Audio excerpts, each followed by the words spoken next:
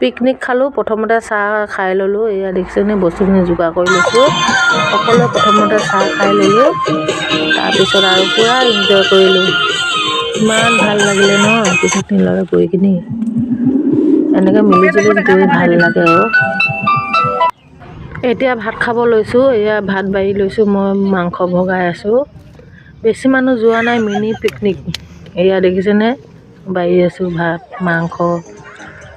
সকলোৱে খাব ধৰিছে। বিৰাট ভাল লাগে এনেকুৱাকৈ এদিন আপোনালোকে ওলাই যাবচোন খাবৰ কাৰণে। বহুত ভাল লাগে। মনটো মানে ইমানেই ভাল লাগিলে নহয়। তাৰপিছত গ'লোঁ গুইজান।